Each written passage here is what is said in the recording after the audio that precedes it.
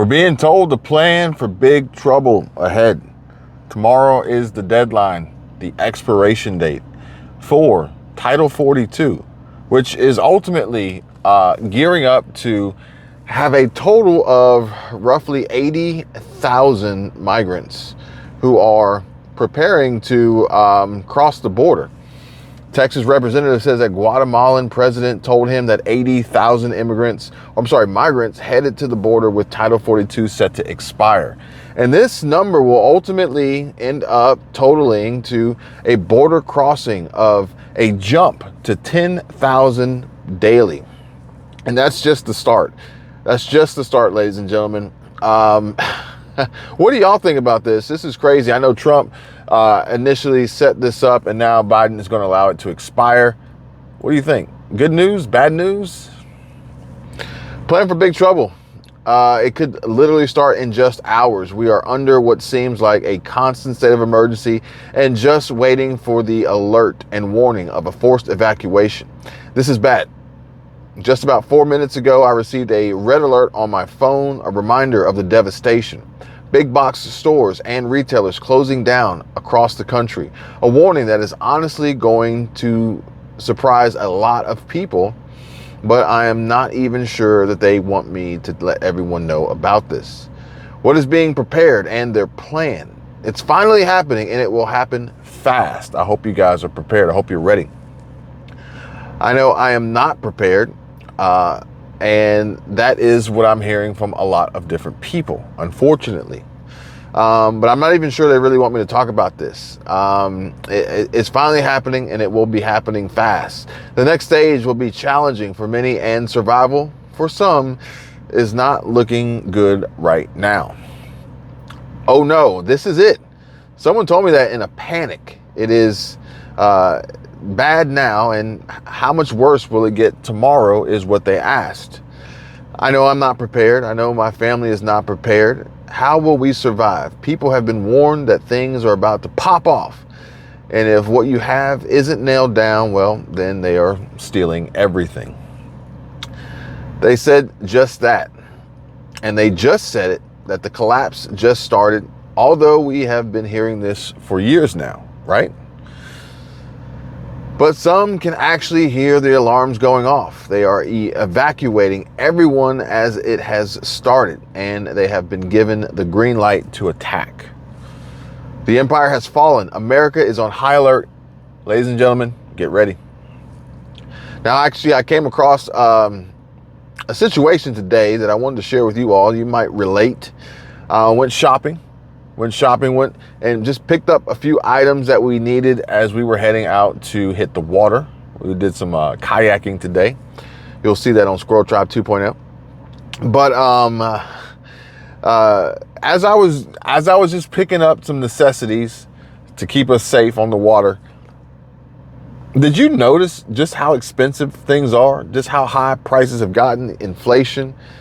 It is unbelievable, to say the least. The crazy part about it, though, was when I was in line to pay, yes, that was the crazy part because I wasn't in the self-checkout. Couldn't believe it.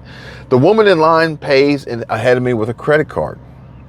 Now, I'm always intrigued by people's choices financially and also their thought process and the psychology behind it. And she went to pay with a credit card. I believe it was her husband's. Actually, you know what? She actually mentioned, she said it was her lover's credit card. Ironic. Now, granted, all walks of life, folks, to each their own. But the crazy part about it is that, number one, the U.S. credit card debt stats are through the roof, okay, as far as credit card balances and credit card usage and necessity of usage to bail them out of a jam as a safety and security net where they should have cash available to do that, liquid assets, and they don't, unfortunately.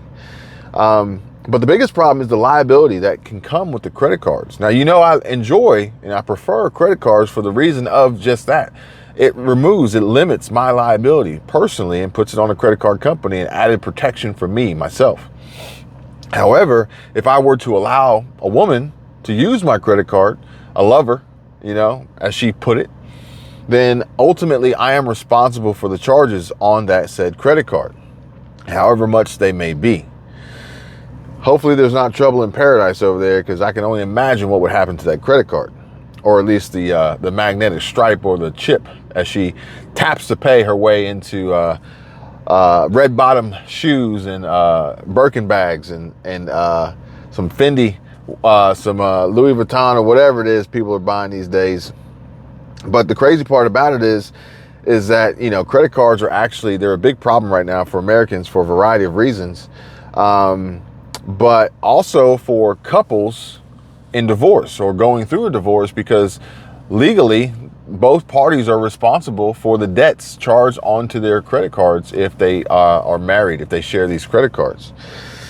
And, you know, in situations where people are marrying for money opposed to marrying for love, this can be a big problem, especially when that money runs out or that credit limit gets reached, gets maxed. The love will fade very quickly. Unfortunately, I've heard about it. I've seen it. I haven't experienced it, but it is quite tragic to say the least. And at a time of a recession, high inflation, job loss, panic in the White House, the U.S. Treasury, the Federal Reserve, the Fed, FDIC, central banks, private banks, central banks. I wonder if you'll be able to allow your girlfriends and your lovers to use your CBDC card in the future. Will they let you do that? How would that work? Because that's going to be a great. We're going to see so many episodes of Cheaters and Catfish or whatever these shows are, where they bust the couples having affairs, because it's going to be tracked by CBDC. The government's going to track that with CBDC. It's going to be crazy. But money's tight for real, and people are using credit cards to make these payments. Michelle and I had a discussion, and we have many discussions, and we're posting them on Patreon for those of you who are interested in knowing more about what we're discussing, what we're talking about, and most importantly, the truth as it relates to these relationships, to money, to our relationship, you know, the struggles that we face, the challenges that we face, and ultimately how we are going to potentially move forward and move through these. Now, speaking of these credit card debts and not being able to pay your bills, we do have quite a situation on our hands, and that is that the debt ceiling negotiations have stalled, okay? And this is after Biden had met with Kevin McCarthy. So what that means is it doesn't necessarily mean anything good, okay? Because if Congress does not agree to lift the debt ceiling, the government will not have money to pay its bills and will default on its debt. This is not good. You know that default on debt's not good. The Treasury Department has already begun to take extraordinary measures to continue to fund the government, but Janet Yellen said that she expects funding to entirely deplete in just a few days. So when that happens, look back on my previous videos, because we've talked about that. I'll link it here so you guys can see it, and I'll put it at the end so you guys can see it, of what happens when this debt ceiling isn't, this debt limit, this budget isn't reset. And we're going to have impacts to Social Security. We're going to have impacts to the Social Security Administration. We're going to have impacts to the IRS, tax refunds, tax returns. We're going to have impacts to student loan debt, student loan forgiveness. And we're going to have impacts to, I think it was one other area of huge concern, and it escapes me right now, and I can't put my finger on it. But at the end of the day, not good at all. Okay. I think it was food stamps. I think it was food stamps, SNAP, EBT, maybe. That might have been what it was. People relying on the government for their handouts and their benefits are going to be in dire straits. Failure to reach a deal on government spending and federal debt could lead to U.S. default. Default is not good. Not good. Just remember that. If you want to remember anything, default is not good. At a time where people are already struggling, it's hard to survive, hard to get by. U.S. consumer borrowing climbs on surge in credit card balances. Revolving credit card outstanding limits rose to $17.6 billion in March, quite possibly over $20 billion by now. Total consumer borrowing increased by the most in months. I hope it's not you guys. I really do. I hope it's nobody that you know, friends or family. And if so, we have to work on a plan, a strategy to get out of debt, make more money, insulate ourselves during these high inflationary times in this recession, secure ourselves, protect ourselves, diversity, security, cash flow at a time where you could potentially lose your job tomorrow. Again, all things that Michelle and I are discussing in great detail, thoroughly sharing our experiences, our insights, what we're doing on Patreon. Come check us out. But here's the crazy part. Consumers are also pulling back on discretionary spending in retail. Now, this is the crazy part because credit card balances are going up. Credit card charges are going up. Credit cards are being swiped more often than not, and people do not have the money to pay for them, okay? At a time where our government is potentially looking to default on its debt, on its government credit card, so to speak, if we were to label it that. So this is not good because ultimately this means that people do not have money for the wants, which means they're using credit cards for their needs. They're using credit cards to pay their rent.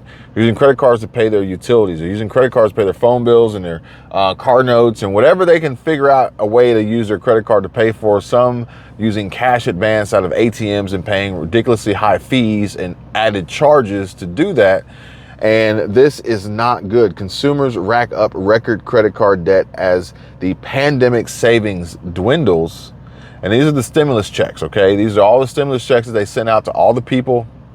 You guys remember Mitch McConnell talking about that and how they sent out so much money when Jerome Powell had the money printer turned on and he was just printing checks, sending people money on these special cards and checks in the mail and direct deposits from the U.S. Treasury. So they're saying that money is finally dwindling. So, I mean, that was over a year ago, and most of the people that I talked to say that either they didn't get a check or they only got one check or that check was gone. It was blink of an eye, gone. How they're saying that just now today it's dwindling is beyond me. But again, these folks they're not really in tune, they're not really in touch with you and I. Now, credit card debt is growing fast, and one possible reason is that more people are putting more expenses on plastic because they can't cover all their bills with cash. Now, this is a problem because bills are going up, prices are going up, inflation is going up, energy costs are going up. Every cost that you can imagine is going up. I heard a commercial on the radio. It's kind of interesting. It's because it was an attorney. I don't remember the exact name of the attorney, but he says that he's a expert on getting people out of timeshares. So basically, he can go through the legal route, the legal channels to free people of this ongoing expense of timeshares. But the most interesting part about it was he said that timeshares are the only thing that you can buy that you never know how much it's actually going to cost. But I feel like that's almost like a lot of the things that we're experiencing on a daily basis now with how high costs are going, how high inflation's going, how many added fees we're seeing tacked on, how many tip amounts we're seeing added, even in situations where it's a self-serve scenario, like going to a baseball game or a basketball game and you go into a self-service kiosk for your drink, your beverage, your snack. That terminal, that point of sale is now asking you for a tip amount, and you're thinking to yourself, well, no one actually provided any service. I did it myself. Why am I tipping? But this is all part of the added costs, the added prices going up higher and higher. And if I had to, I would almost equate this to timeshares, where we are at a point now where we have no clue just how much we're going to be spending. It's almost impossible to have a budget because your expenses, your costs keep rising so much faster. The costs go up, but your income doesn't, okay? At least for most. Now, granted, there are some that we're having conversations with on Patreon that are seeing the opposite. But at the end of the day, if we look at the majority, if we look at the masses, not the minority, not the smaller segments, most are seeing their income going down with costs going up. A lot of these folks are on a fixed income, and that fixed income isn't necessarily of great proportion. So any negative impact, any added cost, any increase, any rise, any inflation hurts them the most, hurts them the fastest, and quite possibly the longest, if they're able to survive and weather that storm until perhaps maybe some reprieve can be made available. But odds are it's going to get a whole lot more worse before it gets better as we approach the crash, as we approach the correction. And interestingly enough, Chris Igo, good friend of mine, he made a video about that this morning. You might want to go check it out, because not only is he doing this from the perspective of a real estate agent and real estate professional to help his clients, he's doing it from his experience as a stockbroker and analyzing the data so that he can understand the changes that are happening or potentially likely to occur in the housing market in relation to the economy, in relation to the jobs report, in relation to unemployment. And what he uncovered, what he discovered, which is ultimately being disguised by the media and disguised by the White House and disguised by the Fed and everybody else, so that they can manipulate the data and get people to do as they want and convince them of what's actually happening, even though that's not necessarily really the case, and try to manipulate the economy and spending and lending and borrowing and quantitative tightening, all at the same time of fluctuating these interest rates. It's a smoke show. It's smoke and mirrors. They are behind the curtains, pulling the strings, and a lot of folks aren't even aware. They don't even have a clue as to what's happening and what's going on. And it's really unfortunate. It really breaks my heart when I think about it, because there's so many people out there that trust. They entrust the news. They entrust their employer. They entrust their financial advisor to do what's right and help them be better, do better, survive. And I hate to tell you guys, that is not the case. That is not true. I can promise you that for the most part. Now, there are some outliers. There are some small percentages out there that really, truly want to help people. But for the most part, they don't. And it's become abundantly clear to me that a lot of people trust them and cannot tell the difference. And even if they could, they don't know what to do moving forward. That's the worst part about it. When you have a problem that you didn't know you had, only to realize, all right, this is a problem, but now you have no idea, no clue as to what to do and how to fix it, how to mitigate, how to limit the damage, do some damage control, triage, and it's unfortunate. But it says that according to the data from the Federal Reserve released which showed that revolving credit, mainly credit card debt, grew by $17.6 billion in March alone, bringing the total to a record $1.24 trillion. It was the highest monthly increase in more than a year and helped propel household debt up $26 billion, outshooting the $16.8 billion median forecast of the economists. And this is on top of Jerome Powell already stating that he wants pain to be felt by families and businesses, record levels of unemployment and job loss, softening of the economy, shrinking of balance sheets. Ladies and gentlemen, this is quite possibly going to be the easiest day of your life moving forward, as each day moving forward is quite possibly going to be harder than the day before. So be thankful for that. But also realize and understand that their goal, that their mission, and I say they are the Fed. They are lawmakers and politicians in certain instances. That is to form some sort of correction in the market. And this correction could potentially be seen in real estate. It could potentially be seen in employment. It could potentially be seen in wealth. It could potentially be seen in working age, as we know that they're looking to change with this bill proposal from the House to change the Social Security age and increase it to 56 for food stamps and EBT SNAP benefits, Supplemental Nutrition Assistance Program. They are working, okay, to manipulate the data, change the data, put forth, reports, and, do their little dog and pony show, put lipstick on the pig. But at the end of the day, it comes down basic to just one simple idea, one simple principle, one simple philosophy. And that is that you have to find a way to make more money or else. And normally I would say the 5 basic principles: make more money, spend less than you make. Now this is going to be very, very important. It's going to be key. But we're getting to a point now where it's almost like you can only cut so much of what your spending is, where you have to realize that you have to make more money or else this is going to be really, really bad.